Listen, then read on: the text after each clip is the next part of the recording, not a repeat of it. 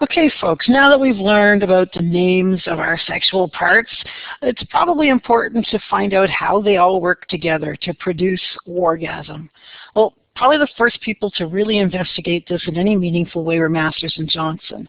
Remember that Kinsey interviewed thousands of people, but he didn't watch what they did. He asked them to talk about what they did. Whereas Masters and Johnson actually brought people into their laboratory and asked them to have sex while Masters and Johnson and their team of researchers measured their sexual responses. And they did this so that they could find out what was going on during orgasm. They did this in the 1960s. This was a decade that saw, it was just a decade of change for many reasons. Human sexuality just being one aspect of the kinds of changes that were going on. There were marches to end the war in Vietnam. There were marches for black rights, women's rights, equalities of all kinds. It was the time of the flower child, the free love, and the sexual revolution. So it was a time that was ripe for studying the mechanics of human sexuality. And Masters and Johnson were there to take advantage of this. So what they did is they had hundreds of volunteer participants engage in thousands of sexual behaviors. And they developed a team of researchers who were trained to measure and observe these folks going through these behaviors. So, for instance,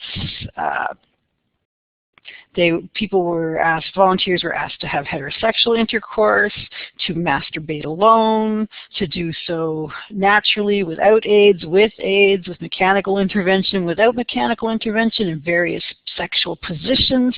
And Masters and Johnson had little recordings. They recorded different parts of the human sexual response: heart rate, pulse, blood pressure,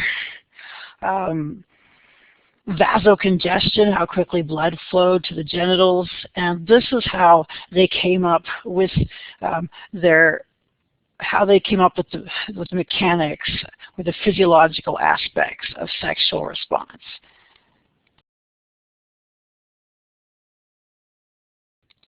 And during these observations, they observed that there was kind of the same pattern of physiological response that happened no matter what people were doing to achieve orgasm, whether they were having sex with another person or masturbating by themselves, or even whether they were male or female, that all of us, when we go through orgasm, enter into the same kind of cycle. And for convenience sake, they broke the cycle into 4 phases. Not that you can, next time you're having orgasm, that you're able to say, oh, I'm in this phase, and this. Well, you'll know when the orgasm phase hits, but other than that, it kind of flows together, if you will. And they figured that every time someone orgasmed, they went through some form of this sexual response cycle, and that it was basically the same for men and women. Having said that, how the cycle works showed there are different patterns depending on whether you're male or female. So for instance, this slide here shows you the pattern of female responding during the sexual response cycle. So and how they go through excitement, plateau, sometimes orgasm, and then resolution. And for those of you who heard me say sometimes orgasm, well, sometimes women don't orgasm.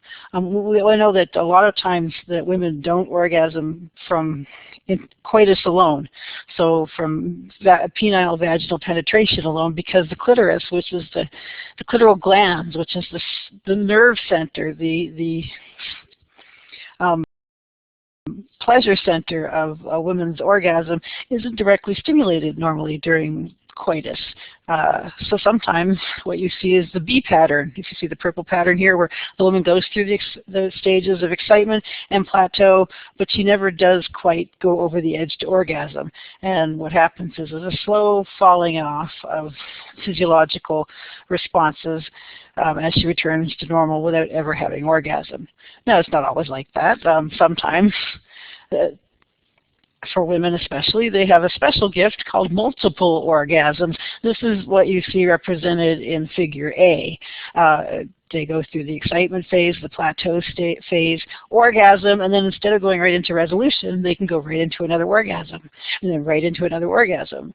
I don't know if anyone's ever counted how many that a woman can do, but that might be something for future research eventually, so as not to run out of bodily fluids and to die from exhaustion. She also goes into resolution, as you can see the dotted blue line on number A, letter A.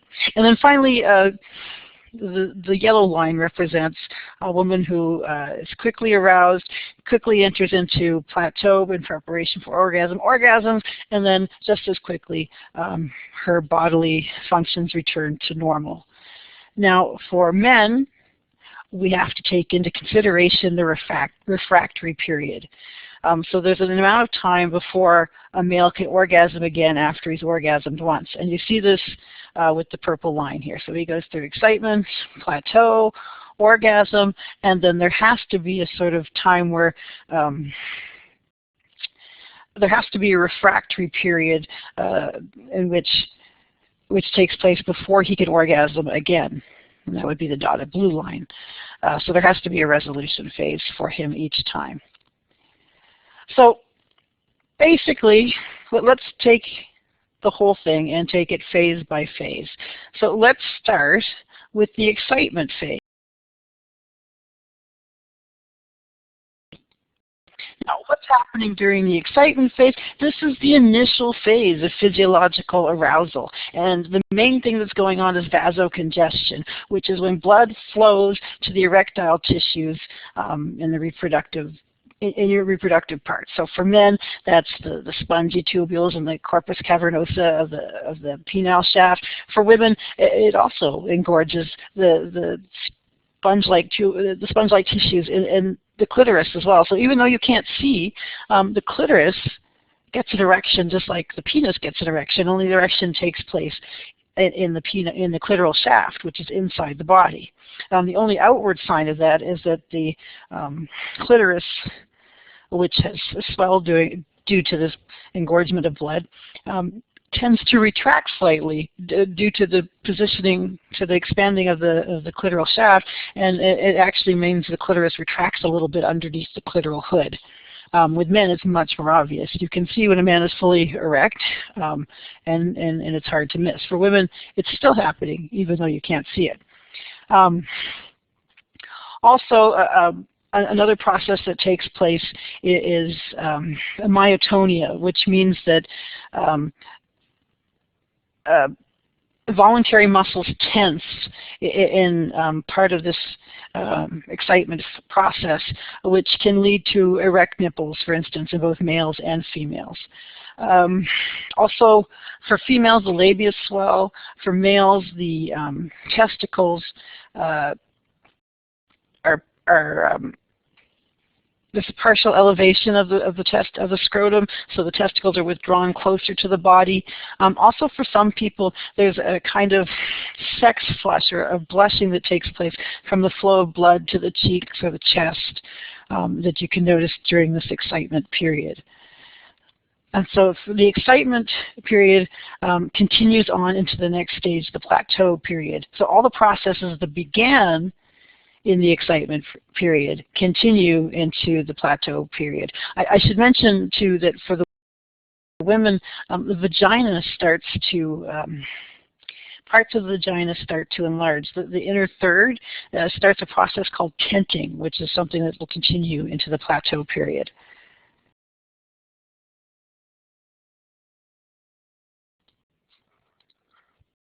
So in the plateau phase, you'll note the clitoris retracts. As I said, it kind of retracts underneath the clitoral hood as the clitoral shaft is continues to engorge with blood.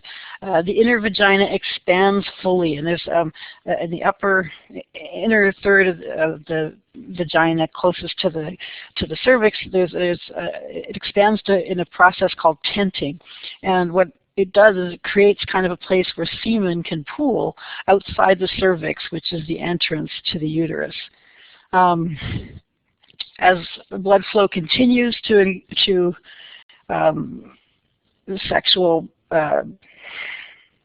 organs, you'll notice a color change in the labia. The outer vaginal wall swells.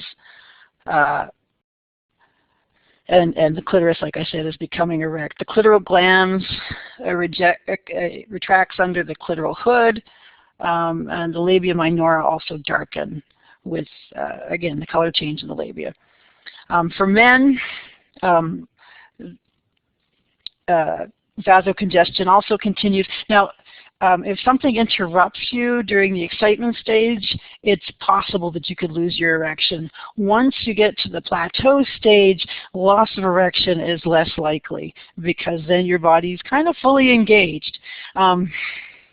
So at this point, the scrotum maintains its thickened and tense state, and the testicles become completely engorged and elevated against the body, and the Cowper's gland becomes active. And it's at this point that the Cowper's gland secretion, sometimes called precum, is released through the urethra, and we think, although we're not quite sure, that the purpose for this is to clear out the urethra in preparation for the semen emission. Okay, what happens next? Well, let me tell you. So the second phase, the plateau phase, sometimes people think plateau is leveling off, but really this is a phase where, for Masters and Johnson, everything that starts in the excitement phase increases and kind of reaches this heightened state in preparation for orgasm, which of course leads us to the next stage.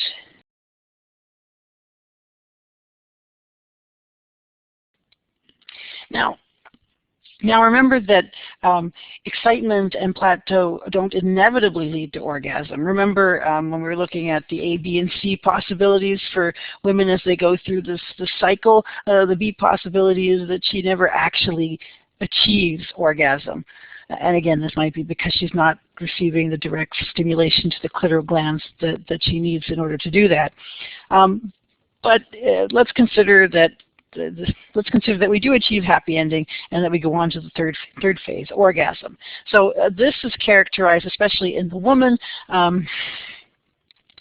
what's happening is there's vaginal and uterine contractions, which are characterized by muscle spasms that sort of shake the entire body and then lead to this release of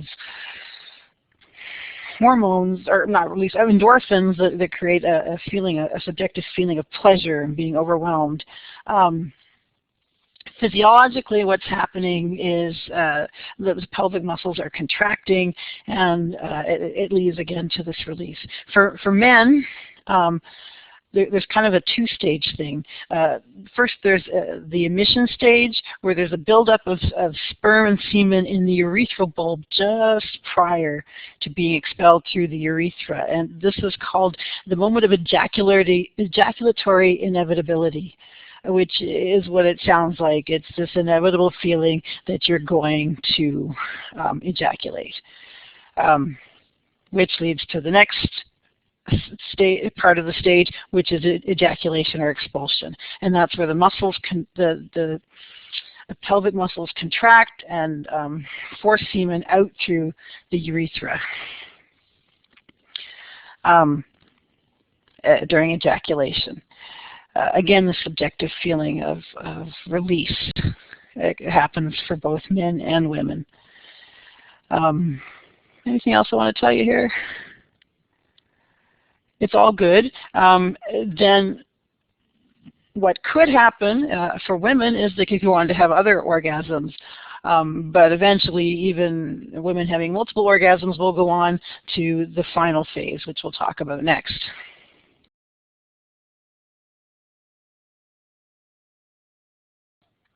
So the final phase, the resolution stage, is basically where everything that was engorged and clenching and aroused and returns to its normal unaroused state. So for women, blood flows back out of erectile tissues. The breasts, nipples, areolas diminish in size. Clitoris resumes its pre-arousal position, and the labia minora return to their normal size and position over the vaginal opening. So everything turns to its original color, its original shape, its original state of unarousal. For men, erection loss begins, and eventually the penis becomes flaccid. Nipples lose their erection, the penile glands lightens in color, scrotal skin relaxes, testicles drop down, and everything returns to its unaroused state. Now I just wanted you, all of us go through resolution. There are no, as far as I know, recorded cases of people who get stuck in orgasm and stay there. Some sexual problems, specific sexual problems aside. For most of us, we get to resolution and we return to normal functioning. But I want you to just imagine for a second what might happen if resolution didn't occur.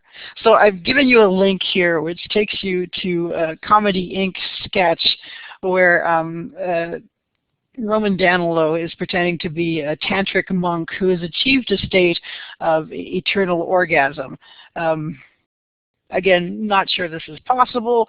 In fact, pretty sure it isn't, but it's kind of funny to look at.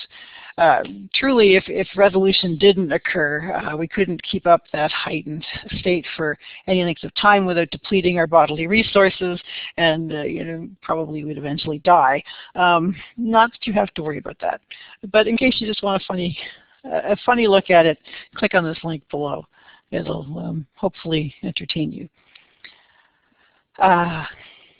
Finally, I've included this. This is from Pearson Education 2010 Hawk textbook by Roger R. Hawk, Human Sexuality, the 3rd edition. And he includes a table which summarizes the 4 phases. And I think you might find this useful to study when trying to kind of get a handle on how this occurs. So I provided this here for your viewing pleasure. Also, I want you, when you're reading, to pay particular attention to how people responded to Masters and Johnson's 4-stage cycle. Now, I have to say that even critics or people who said, you missed this part, you should have included that part, anybody who's criticized Masters and Johnson still refers to it as their dominant frame of reference. So it's still the best way that we have to describe what goes on physiologically during orgasm. But for instance, someone like Kaplan comes along and she says, well, not all of these stages are necessary for me. Excitement, plateau, you might as well just put them together in one stage. Resolution, I don't see any clients who have problems with resolution. Apparently Roman Danilo didn't come to visit her. She said, well, my patients have problems, their clients have problems, is at the initial stage of desire. Some of them don't even want sex or aren't interested in sex. So she said desire was a crucial part of orgasm. And when you think about it, in order for you to become sexually stimulated, there does have to be a psychological component, an emotional connection. How do we say, should I say, chemistry, that moment where you get weak in the knees and you haven't done anything to your knees. So she said that it was very important to include that psychological feeling of desire, that without it you couldn't have the other stages. So I want you to pay particular attention to that. That's all for now. Enjoy the rest of your reading.